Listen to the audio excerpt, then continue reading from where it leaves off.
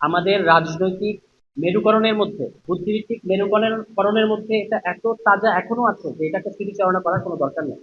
যে কারণে আজকে আমরা আলোচনা করছি সেটা হচ্ছে একটা অ্যাকশন, যে সামনে আমরা এই ধরনের হত্যাকাণ্ড, গণহত্যা বা নিজের দেশের নাগরিককে রাষ্ট্র গুলি করে মেরে ফেলবে, সেই জায়গা যদি আমরা আর না দেখতে চাই, যেন আর কোনোদিন বাংলাদেশে ফিরে না আসে, সেটা আমাদেরকে নিশ্চিত করতে হবে। এবং সেজন্যই আজকের এই আলোচনা। এবং আমি ন্যাশনাল ওলামা অ্যালায়েন্সকে ধন্যবাদ জানাতে চাই যে তারা এই জরুরি আলোচনাটা করেছেন। বিকালের অনেক আলোচকরা কিন্তু বলছিলেন যে এটা আমরা একটা সেক্টরিয়াল কোনো বিষয় হিসেবে দেখতে পারি না, যে এক সমাজের একটা প্রান্তিক জনগোষ্ঠী তাদেরকে হত্যা করা হয়েছে সেই জায়গা থেকে দেখতে পারিনি, এবং এটা কোনো সেক্টরিয়াল দাবিও না।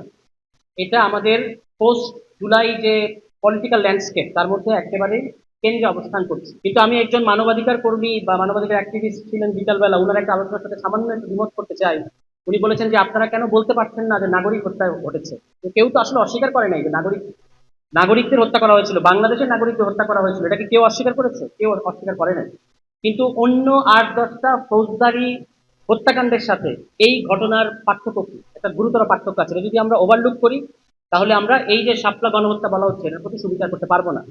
যখন আপনারা জানেন যে যেটাকে আমরা বলি ক্রাইমস এগেনস্ট হিউম্যানিটি বা মানবতা বিরোধী অপরাধ, এটা কিন্তু আপনাকে হাজার হাজার পাইকারি দরে লোক মারতে হবে সেরকম না।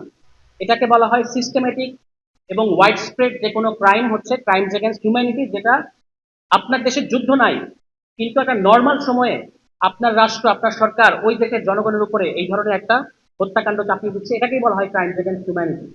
এবং সেটা ওয়াইড স্প্রেড হতে হয় এবং সিস্টেমেটিক হতে হয়, এবং যেই জনগোষ্ঠী আক্রান্ত, যে জনগোষ্ঠীকে টার্গেট করা হয়েছে তাদেরকে কোনো একটা তকমা দিয়ে তারপরে হত্যাকাণ্ড ঘটানো হয়েছে। আপনি হিন্দু, এই কারণে আপনাকে মেরে ফেললাম; আপনি হেফাজত এবং মুসলিম জঙ্গি, এই কারণে আপনাকে মেরে ফেললাম; অথবা আপনি ইহুদি। এইভাবে কোনো একটা বর্গীকরণ করে তারপর যাদেরকে হত্যাকাণ্ড বা এরকম পার্সিকিউশনের মধ্যে নিয়ে যাওয়া হয়, সেটা হচ্ছে ক্রাইমস এগেন্স্ট হিউম্যানিটি। এবং ফৌজদারি অপরাধের সাথে তার গুরুতর পার্থক্য আছে, এটা যেন আমরা ভুলে না যাই। ফলে এটা নর্মাল কোনো নাগরিক হত্যা ছিল না। মানে অবশ্যই এটা বাংলাদেশের জনগণকে হত্যা করা হয়েছে, নাগরিককে হত্যা করা হয়েছে, কিন্তু এটা শুধু স্টেপ ওইটুকু জায়গায় যদি আমরা দেখি তাহলে এটা তো যে কোনো ফৌজদারি ঘটনার মতো। এটা নিয়ে এতদিন আলোচনা করার কি দরকার?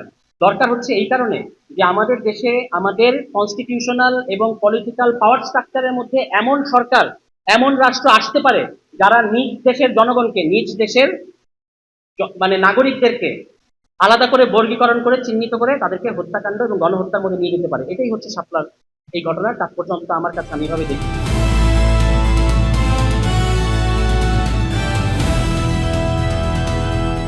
দিনাজপুর টিভি, মানুষের জীবনের কথা বলে।